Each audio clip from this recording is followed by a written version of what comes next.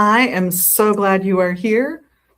It is alive because it's Wednesday, so I have wonderful people here with me today. Oops, sorry, technical glitch. There we go. Now Instagram is here too. Yay! Hi, Instagram. I have RavenWolf with me today. We're going to be talking about a few things. And Chris is behind us continuing the painting. What are you painting? What parts are you painting today? I am painting blossoms today. Awesome. This is going to be fun to watch develop. What are we drinking? What are we wearing? Well, I have a whole host of fun rings on today. We've got some labradorite with this gorgeous silver work around it for the setting, some rough citrine, a cut, like a gemstone cut clear quartz. And if you want to know more about clear quartz, that's Stoned on Friday's video, which I'm not here every day of the week, so I've recorded that one for you guys. I've got this lovely piece and this amethyst and, of course, the little lotus ring. I only have two left. They are disappearing. Just be warned, they're going to be gone soon because they are from Tracy's Treasures and they are from her shop, which was sold a while back. So we're running through her rings for better or worse. What are we drinking? I'm just drinking black tea today. I still don't have my act together enough to have gotten a real herb mug for that. But let's see what's come in. First, I have to tell you, back by popular demand yet again, the next batch of probably Daryl's fabulous Florida water. This one is in a pink tinted glass bottle. And yes, the bottles are not the same as last time. $12, just like last time. They are fantastic. Handmade small batch Florida water. And people are absolutely loving it because it's strong and it works really well. What else is new in? Well, I've got some new releases from Llewellyn. I've got Your Tarot Guide. Are you new to reading tarot? This is a great book to pick up. It does set you up to read tarot pretty easily right out of the gate. We also got in PTS Dreams, Turning Your Nightmares into an Opportunity for Growth, the way to face your shadow self, basically. This looks really interesting to me. I have not had time to delve in. And speaking of one, I have not had time to delve in because we're already sold out on it and it's all RavenWolf's fault. Oh, no. Have you had a chance to look at Kabbalion for Witches yet? Barely. I love it's half theory and half practice. So if you want to do it rather than just read about it, it's a very good book to have. That's very cool. I think that would be a fun way to approach it, personally. What else have I got in from them? I've got Aurora Rising, which is an Oracle deck. I'm a little fussy this time about the decks I picked up. I will be honest about that. Most of them are actually published by Llewellyn and not distributed by Llewellyn. I'm sorry to the other publishing houses distributed. But the other fun one I got in is Tarot, and it's the Fairy Wheel. Ooh. So this is a fun-looking deck to me. And that is from one publisher. But let me show you the other new book we just got in. And we're already selling out of. Yes. Enochian Aether's The Angelic Deception. This is the experiences and workings through the system for an extended period of time by two gentlemen who knew what they were doing when they got into this. Yeah. And it is literally like what they actually did. So in that sense, it's like a diary, and it's also their reflections on how things worked or didn't work for them and their impressions of what it all means at the end of the day.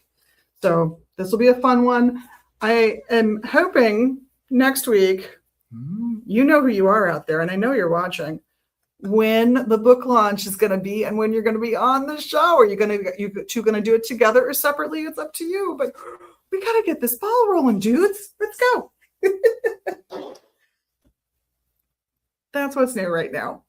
Got some fun stuff coming in, so hopefully a little more next week. As for what's going on and what's happening, Saturday, I have a very exciting event for you all. Emrys Abner, our very own local expert on the politics of angels, is going to come and do a class. He's got a new book coming out this fall. He's got his first book here on our shelves, Solomonic Pentacles. He's an incredibly practical ceremonialist. I would recommend coming to this class, whether you're into ceremonial magic, Wicca, hoodoo, almost no matter where you're coming from, because it is talking about the relationships between different entities and the relationships we make with them. I think this is going to be a really interesting class. For sure. even if it's not the specific type of work you do, I think it's going to be worth going to. Hit the QR code. It'll take you to our events page and look for the Politics of Angels if you want to attend. It is a by donation class. So sign up and come check it out. Later that day at 3 p.m. on Saturday will be American Folk Magic. This has been an ongoing popular series that I'm really looking forward to seeing again. This is by our own SU Wes. Totally worth checking out as well. And as long as you're coming down here for the Politics of Angels, stick around for a practical class on magic. I think that would be fun. The following day, on Sunday, that Sunday, July 12th, is tea and tarot time. We do have the tea. And if the cups last, we have the cups. I took out some more cups for you guys. Thank you. That's at 1 p.m. And this time it will be with RavenWolf, our very own RavenWolf. The tea and tarot classes are taught by some of our tarot readers, and they take it in turn as their schedules permit to teach those classes. So this month is your turn. It is. And then soon it will be Margaret's turn. Correct. She has next month. She has next month. Excellent. Sunday, the 19th, we have Reiki 1. So if you want to do that lovely Reiki journey, now's the time. I am finding other people to teach those classes, and I'm excited about that. I love teaching Reiki, but I also love for other people to contribute, and I'm excited for that. There'll be story time on that Sunday. If you've got kids and you want to come in and hear some of our kids' stories being read, Jamie does a beautiful job with that. And on, what is this, the 25th at 3, which is it's a Saturday, we'll have Magical Astrology. That has been our resident astrologer's most popular series so far in his astrology knowledge. He's an encyclopedia on the subject. It's sort of amazing who he's studied with. It's totally worth coming down, no matter your level of astrology, if you're interested at all. He's got an appointment set up today. He'll be doing somebody's chart here today. You can set up an appointment with Adam, our fabulous astrologer, if you would like to get your chart analyzed professionally, or maybe a relationship chart analyzed professionally. He does do that. Tonight, of course, I'll be teaching Herbs Year 3. We're starting to wrap that up. We only have a class or two left. And Herbs 1 was last night. That was loads of fun. I got to talk about the lymphatic system and the immune system and all of the little analogies I made up so that I could get it in my head right. It's always a fun class. If you're interested in that, we'll be starting Year 1 up again this September. So sign up when you get a chance. It's always a fun time. And in October, on October 8th, Black Willow Starling will be here for a concert live in the shop. We'll probably be doing it out on the store floor. We'll be taking all of the middle bookcases out of the space for that event. So they'll probably be in the classroom during the day at some point. So you won't lose access to shopping. We're just going to rearrange how we're doing it for that day, just for them. It's going to be a blast. We have really been enjoying their music here at the shop and listening to them on Cauldron Radio, which is an internet radio station you can check out if you'd like. The concert itself is limited to about 40 people, so sign up when you can. And I'm enjoying this musical thing, so I'm kind of hoping we'll get some more music maybe happening at some point. I'm enjoying it. It also occurred to me that I can't see you as well as I should be able to because I took that off. So hi. That said, that's all my basics. So no, it's up to you. It's up to you. I throw it to you. Okay, I'm going to give you the lesson plan. I have 3 European tarot decks to share. Ooh. So we'll go through those slowly but surely. Then at the end, we can talk a little bit about what the Saturday's class will feel like. That sounds beautiful. Does that sound good to you? Okay. By the way, this is a precursor warning. There is a thing called tarot deck addiction syndrome. We approve of that here. Yes, she's a supplier. She's a supplier. That said, none of these are distributed in America. No. So you have to get these from overseas. Yeah, you do have to get these. That's one of the reasons I chose them, because I think people aren't going to see them otherwise. Yeah. Okay, this is called the New Choice Tarot de Marseille 3rd edition. I did not have the first 2 because I just discovered it. Look at that iridescence. This is amazing. You can't always tell a tarot deck by its cover, its box. but in this case, you are pretty darn close to the reality. Rosario Salerno lives in Berlin and is a member of the queer community of Berlin. Nice. And what he did was he took his friends and did tarot decks, I love those. which is fun. And this will tip my hand a little bit. Where is he? I have him here somewhere. Oh, I had to have this deck as soon as I saw Lamont the Fool, because I swear I saw him at the saloon last week. But anyway, these are great, great cards. It is based on the Marseille deck, but it's got a lot of modernization in terms of the figures. For example, this is another sort of oblique gay reference. On the Pope card, the two acolytes both have leather harnesses on. Okay, well, no problem with that. And I want to point out Marseille predates Yes. the 20th century. And most modern tarot decks are going to be based on some decks that were created in the early to middle 20th century. So this incorporates some older ideas. You just took my next. Oh, sorry. My next deck. We do that to each No, other. we do I that all the noticed. time. Yeah, when I get to the third deck, we'll talk about the provenance of that deck and this one. But you're right, it's Marseille. And actually, my preferred deck is the Jean Noblet deck, which is from 1650, because by then the ideas behind tarot were solidified, but they were not yet underground. So you had a lot of people talking. In fact, can we talk about this? Yeah. As long as we're doing it? Okay. I discovered through a tarot deck called Tarot of the Holy Light. The woman who did it with her partner, work partner, did a lot of research into how all of a sudden this deck appears at the beginning of the 1500s, just out of the blue. And granted, a couple of hundred years before you see predecessors, but nothing like the complete deck, which of course became the Marseille deck.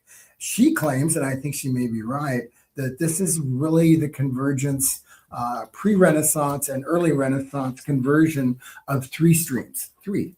First is from the Far East, you have returning to European society after it had been burned by the church. Sorry, church. All of the Pythagorean, the Neoplatonic, all of the philosophical works that had disappeared out of libraries basically came back from the Arab world because they cherished them. They translated them as slowly they made their way back into European languages. And this honestly, in part, goes all the way back to when Rome split into two empires, and the Eastern Empire, the Occidental Empire, valued that information, and the European side, the Western side, did not. And you do see it in the Orthodox faith, Christian faith. It is different. It is very focused, and we'll talk about that another time. In fact, maybe we should have a seminar on that. That would be fun. How the esoteric tradition peeks out of different religions. Okay, so number 2 is the Empress, and I love her outfit. That dress, oh my gosh, she's great, and obviously very modern.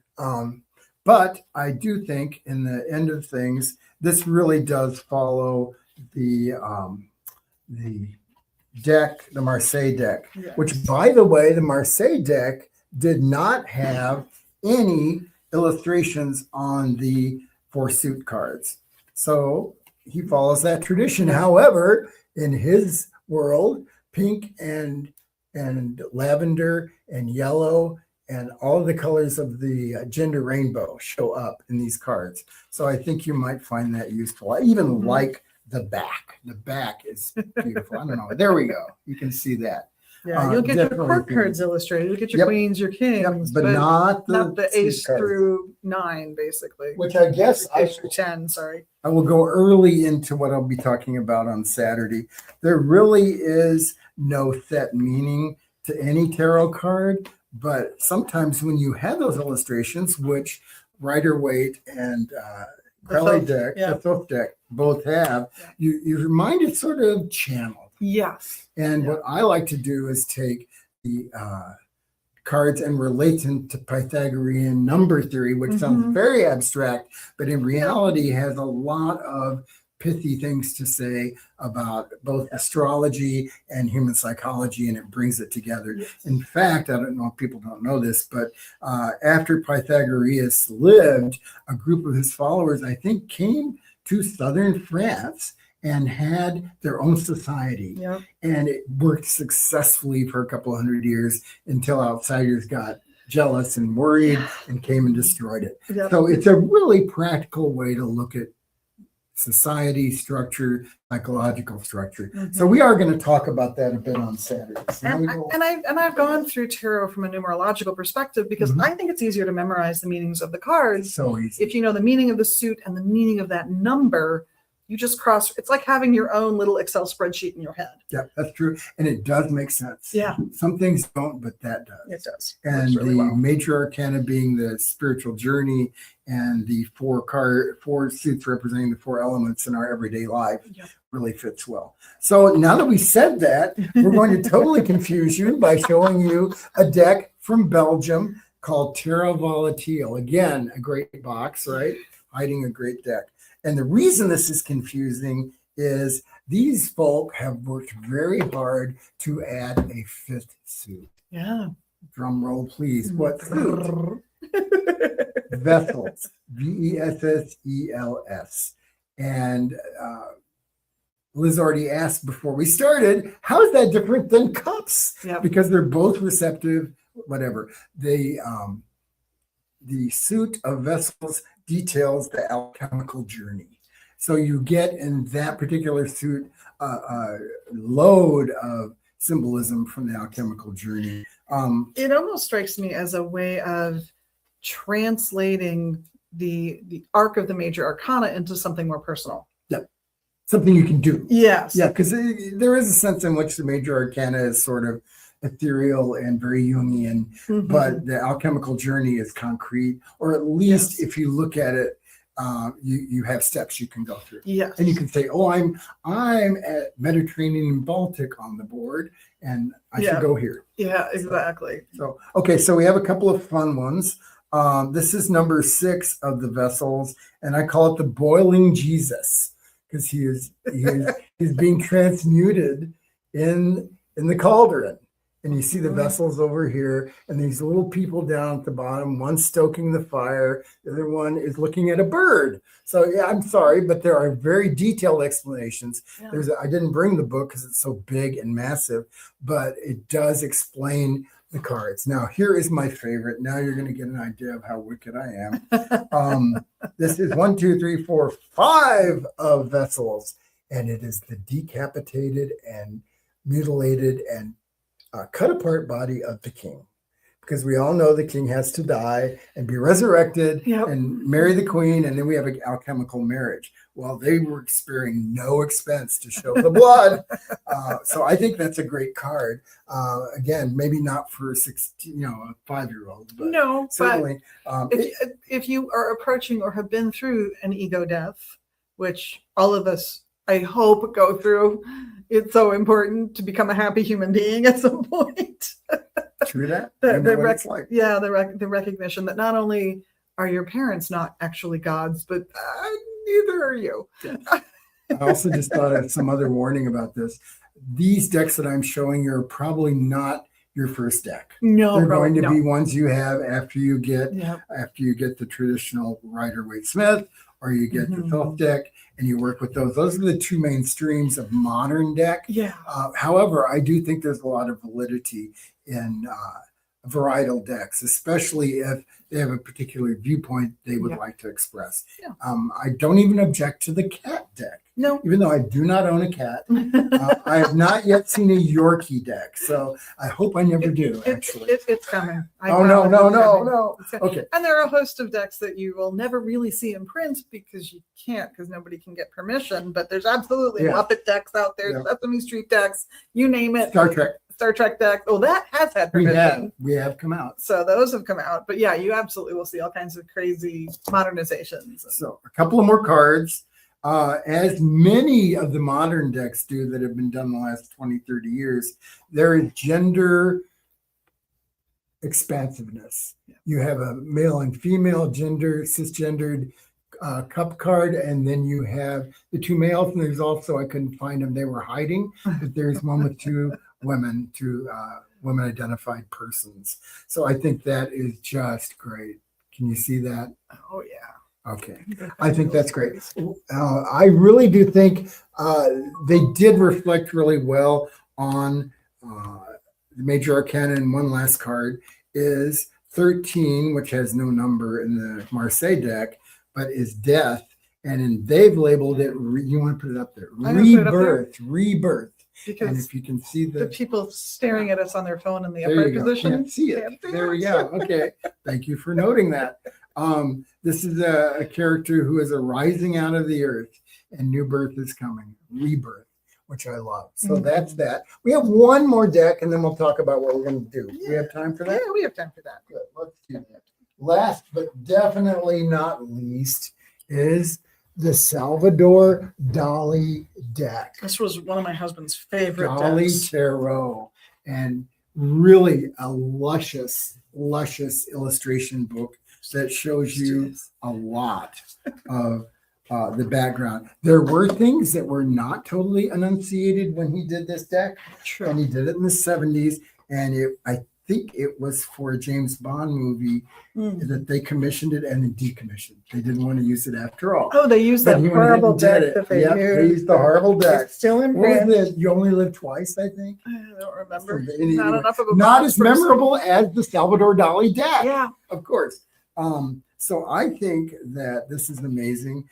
There is actually a person who's going back in now to research in the art world what may not be exactly apparent. So I think we'll be seeing more of that. And of course, these artists have slightly larger egos than the rest of us. Just tiny bit larger. So there, you want to hold that Yeah, up? I'll hold Who that does that up. look like?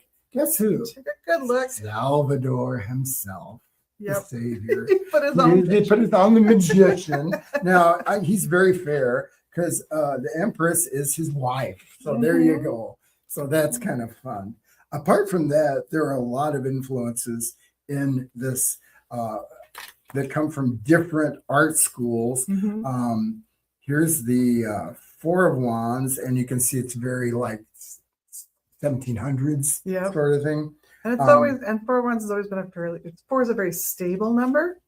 And look at that happy little, it's like they're under the, what is it called? I can't think of the name. The canopy, but I don't know the name of it either. I want to say it's the hoopah, but I'm probably wrong. But yeah, but for it's the wedding. Traditional canopy for the wedding. Yeah. So there's a lot of this in here. One good example, I'll go back to the magician, is there are the Hebrew letters, Aleph, and then you have the astrological assignment of each card. Yeah. So that is a help. You Now, can see the sun is yeah. here, Yeah. and then you get the Hebrew letter up in the opposite corner Aleph. there. Which leads me to what this deck came from. There was an actual Spanish deck that he used, and it came out of the Marseille tradition with a slightly different order and a few things different about it. One of the main things, and has to do with Marseille also, is where the heck do you put the Fool? Because in the original tarot decks, there was no numbering for the Fool. No. It wasn't 0, No. which of course puts him squarely at the beginning. And he was sort of the wild card. He was exactly the wild card. So here's the deal. It comes at the beginning. That makes sense. He's stepping off the cliff into the spiritual journey. Dog is pulling on his pants. That makes perfect sense. But the two other places where he shows up, the other one makes some sense too. It is after 21, after the world card, because then you have a clear field. Everything is expansive. All is illusion, but that at the base of the illusion is a reality we can't really understand, but we can experience it. And that's what the world card and the Fool say together. Yeah. So that's position 2. The third one is, I think, the weirdest one. And that is, it comes between 20 and 21. Yeah. But there is a reason to do that. And part of it has to do with the correspondences between the Hebrew letters and the cards. And so that the Fool is Shin, and then the last letter is Tov. So then you have Shin before Tov. And there are reasons to do that. And that's actually part of what we're going to talk about on Saturday. We're going to talk, Sunday. We're going to talk a little bit about that whole Pythagorean number thing we started last month, but we did not finish it. And the other part I want to talk about is various correspondences of the major arcana, astrological, psychological, and also ultimately to the Hebrew alphabet, because I think that's where that stream comes in. We didn't finish our discussion. We had all these wonderful things coming in from Pythagoras via Islam. And over here, we have the Hebrew Kabbalist tradition, which actually starts in the early Common Era. The first mention of the Tree of Life is like at the end of that first century, and not detailed. And of course, for the next 1,000 years, people were riffing on that and creating different trees and all of that. So it comes into the stream and really informs what the tarot is made of. And the third one is the one I come out of, and that is the one I didn't have much awareness of all the people that were involved in this. And that is in the Christian esoteric tradition. And believe it or not, I know we're in the land of 10,000 Lutherans, but there was a group of Protestant Lutheran mystics. Now think of that. Think of those three words being put together. Protestant Lutheran mystics. And they believed in Sophia and wisdom, and they had this practice, and that is the third stream that comes in. The ironic thing is about 1600, all of these streams go underground. So a lot of this history is not well known, or if it's known to a few people. So I think the last, say, 70, 80 years, as tarot has started to grow in popularity again, people are starting to uncover that background.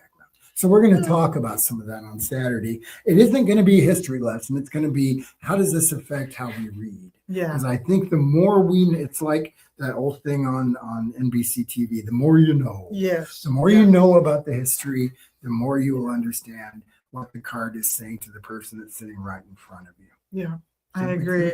I think it's fine to start out with, this is just what I think based on what I'm seeing in the card, or I've memorized a couple of words out of the little guidebook that came in my little deck. When you're buying something this size, not with the full book, there's nothing wrong with that. But I think if you're going to keep using it and grow with it, this kind of information can transform, but absolutely informs your reading and gives you more nuance, more depth, just more richness in how you read tarot going forward.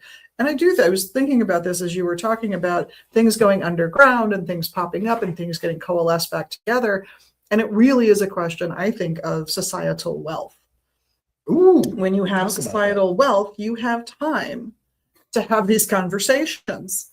You have time to hang out. You need the time to hang out. You need to have time to run into a place like this one and just have that weird conversation that you're not going to have with just anybody, but you've got to be able to find those people. You've got to be able to talk to them, and you've got to find the people who maybe either don't know the gem you don't, but know a gem that you've never heard of, or that just flat out disagree with you, because if you can't defend your ideas, this is true. They might not be the best ideas in the world. Well, and that goes right with the format of the class, because you say, what are you going to teach? The first question I ask is, what are your questions? And because there are people there who have never read, there are people that have read for a month, there are people that have read for 20 years. And so you have a rich broth of different questions that come up. And my favorite thing that happens is when one person asks a question and I don't have to say a word, the other person answers it, and then we have this great dialogue going on. We're really teaching each other, and at the end of every class, if we have time, and we usually do, I will have people read for each other, which is really the best way to learn. If there's no other way to learn tarot, that would be the way to do it. And if the class is giving you new ideas, to immediately put them into practice is one of the best ways to take them home with you at the end of it all. That's one of the things I learned. The other thing I think is going to be interesting is having Margaret and I teach in succession. That will give people plenty of time to think between classes about what they're doing, and certainly it'll enrich everybody's experience, because Margaret and I bring different things to the class. Yeah. But so do everybody else who comes. So Mhm. it's really good. But to have that ability to go back and even ask the same question again and get a different perspective because it's Margaret and not you, I think there's a huge value to that. Yeah, she and I read So- quite differently. Yeah. I was not surprised, but I also know that everybody develops their own relationship with the cards. I remember when I met her, I said, "How did you choose which of these decks?" And she said, "The ones that spoke to me." And I hope you don't mind me, Margaret, saying that.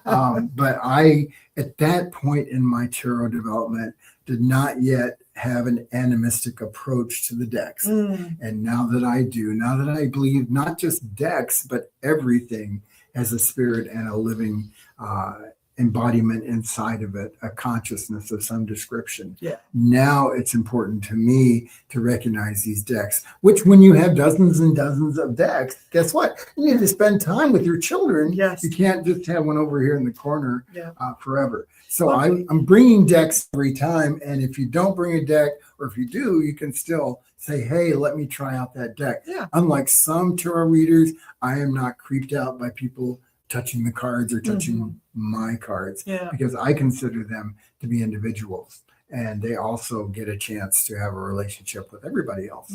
Well, and you will, if you don't practice with each of the decks with some frequency, you don't figure out that, oh, for me, this deck is the best one if someone asks for a relationship reading. Exactly. Or this one's the better deck if they're asking about finances and jobs. You develop those relationships by practicing with them over time. So I don't think it's unusual to see, particularly the professional readers here like you, come in with not always the same selection of decks to choose from for people because you've got to incorporate and play. It's just sort of like I have a living room with lots of bookcases and they're all full of herb books. And I have the bookcase with the ones I'm going to refer to. These are my standards. These are the ones I will go here for my questions and my comparisons. I've got the shelf of the Chinese that I like best, the shelf of the Western, the Tibetan, the umami. I have a lot of books. I don't know if you noticed. There's like 6 bookcases in my living room. Oh, wow. Floor to ceiling bookcases of books with books. Got me beat. And you have to know what's in them. You have to understand them to be able to choose which ones go on the special bookshelves, which is really what they are at that point. And again, I said it with the tarot decks. I say it with the books all the time. It's never a waste to buy a deck or a book. It's, if nothing else, it's insulation. You're buying an inch at a time. Yeah, that is so true. I've never, until I realized how alive everything is. Yeah. And I saw and felt, like in some of my Reiki practice that I do, it took a while for me to say, hey, this Reiki practice feels a lot like tarot reading because you're reading out of the same quote unquote invisible book, the same fund of experiences, the same spirit or geist or ruach, whatever you want to call it, informs all of those things. And yet they are radically different depending on what a person needs. And so I think the more tools we can have in our chest to help people spiritually, the better off we'll be. Absolutely. And herbs is part of that. Oh yeah, absolutely. Spiritually and physically, it's and psychologically, it's incredibly important. But I'm realizing I didn't tell anybody today yet when they can come and get a tarot reading from you as well. Oh, there you go. Or anyone else. So let me take a couple minutes. Yeah, use the show the calendar. My fabulous calendar that we have up. And it sits right in front of the tarot readers area. So you can always check on this. And it's on a few of the doors, like the door behind me. But if you would like to get a reading with RavenWolf here, he's in only twice a week. It's Tuesdays from noon to 3 and Thursdays from 3 to 6. So either lunch hour or after work works. You just got to pick your day. And of course, you'll be here on Sunday. Yes. With the class. Margaret, the other tarot reader who teaches, she still has a regular 9 to 5. You can only catch her. If you want a woman's touch on your tarot reading, you can only catch her on Saturdays from 3 to 6. That's it. That's the only time she's here. And we have one other excellent tarot reader, which is Eshu, and he is here all day on Sundays because he's been subbing and filling in for Tracy. We're hoping she's coming back, but he is our #1 substitute for her. He's also here all day on Wednesdays and Fridays, so noon to 6. And on Saturdays, he does the first half of Saturday from noon to 3, and then Margaret comes in. If you are looking for an oracle reading, or even just a tour of an incredibly cool and at this point completely unique oracle deck, because the GoFundMe has not launched to get the deck printed for everyone else to buy it, is probably Daryl will do his oracle readings at Mondays from noon to 2, Tuesdays 3 to 6, and Thursdays noon to 3. And if you are looking for dream interpretation, Morpheus is here on Mondays from 2 to 6. He's very, very good. And I've listened to him do dream interpretations with people who've really done their research. Like I looked up all the meanings and it doesn't make any sense. And he can walk you through you interpreting what it means for you as opposed to what the internet says or what that book you picked up says. The books are helpful, the internet's helpful, but sometimes you need to talk it through with somebody who's done this a lot and understands it. So I recommend him for that. And we do get a lot of tarot readers who come in for readings. Yes. Because, it's not quite like a physician who has a fool for impatient if he's tuning himself. Yeah. But there is that element that you need that distance. You need to have another person say the things to you that you need to hear. Oh, the first person who taught me anything about tarot at all drove herself insane by giving herself readings. And she was very clear that that's what she did. And I don't mean that she drove herself to distraction and she just didn't, no, she checked into the psychiatric wing of the local hospital at one point. She literally drove herself nuts doing tarot readings for herself, which taught me a very important lesson at the young age of about 15 or 16, which is get an outside perspective every once in a while, please. It pays off. That's not just true for tarot. That's true for herbology, astrology, life in general. Yeah, boy, I think it's part of a healthy breakfast. As they used to say on Saturday morning TV. Yep. I once had a teacher in a spiritual sense say, if everybody in this room tells me I'm crazy, then I think I will think about it. But until then, I think I'm just going to go forward. Eventually, we all did. There you go. And I hope they figured some stuff out as a result, but I don't know because they were, from our perspective, a little crazy. And one by one, we all had to say goodbye for our own mental health.